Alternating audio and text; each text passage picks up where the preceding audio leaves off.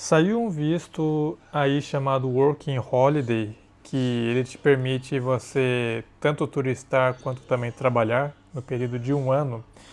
E eu vejo que esse visto ele tem algumas formas de você conseguir contornar a situação para virar de repente um visto a longo prazo de trabalho. E eu vou justamente apontar essas possibilidades, porque como o governo ele está querendo que você seja apenas uma mão de obra temporária e não fique aqui no Japão, eu vou obviamente ferrar o governo e fazer vocês ficarem por aqui, porque o governo ele não quer estrangeiros aqui que fiquem a longo prazo. E eu vou, como de praxe, ferrar o governo porque eu não gosto do governo. Então eu vou ensinar o que eu faria se eu tivesse a possibilidade de pegar esse visto e tivesse como objetivo ficar no Japão a longo prazo. Então, como eu vou ter o período aí de um ano e a minha grana ela vai ser limitada, porque para você se sustentar aqui no Japão por um ano, mesmo que você trabalhe, pode ser meio difícil, justamente por conta do custo e os salários não serem aí tão altos. Então você tem que ter um plano muito bem definido para poder lidar com a situação uma vez que você está aqui no país. Então, bora lá. Primeiro, uma vez que eu estiver botando os meus pés aqui no território japonês, eu vou precisar ter uma ótima geografia da onde que eu vou ficar. Vou precisar ter um mapa na minha cabeça e um bom plano nos próximos dias do quais empresas eu vou passar.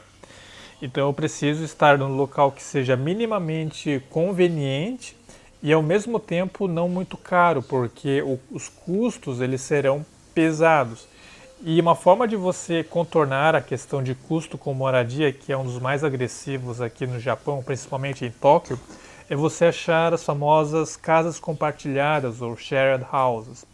É meio complicado porque você vai dividir com uma galera meio louca, então você vai poder ter a chance de encontrar pessoas que não sejam das mais agradáveis. Eu ouvi falar que tem muita gente porca, que caga no chão, que faz bagunça e tá nem aí. Galera aí do submundo, né? Mas nós, como brasileiros, acho que a gente consegue tancar esse tipo de coisa. Assim, dependendo de onde você vier, pode ser uma situação tancável. Agora, uma vez que você consegue definir bem sua moradia e você não vai gastar muita grana, você pode escolher, por fim, empresas que você pode trabalhar facilmente, por mais que o salário não seja tão alto.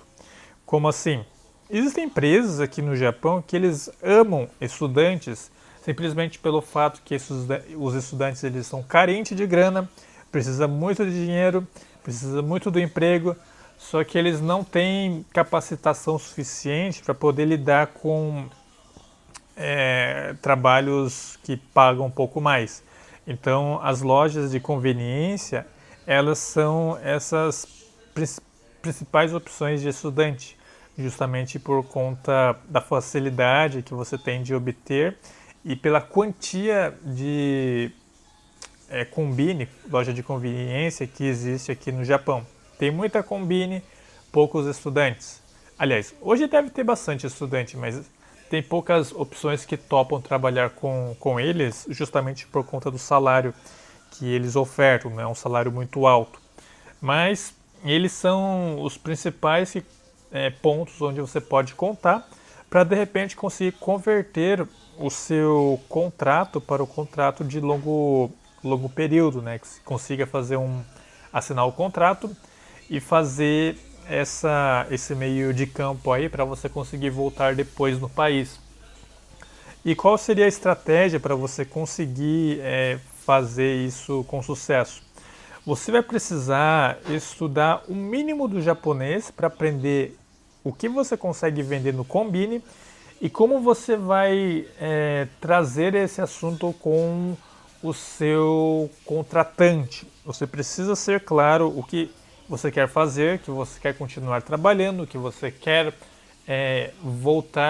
sair do seu país, no caso, ir e voltar do seu país, com um contrato de trabalho firmado e que você vai ficar ali trabalhando para a galera.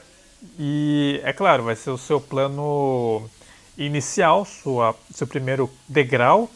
E aí o que você vai fazer depois é da sua conta, mas eu vou tá dando o caminho aqui para você conseguir sair do país e ficar aqui no Japão, nem que seja a base da sobrevivência.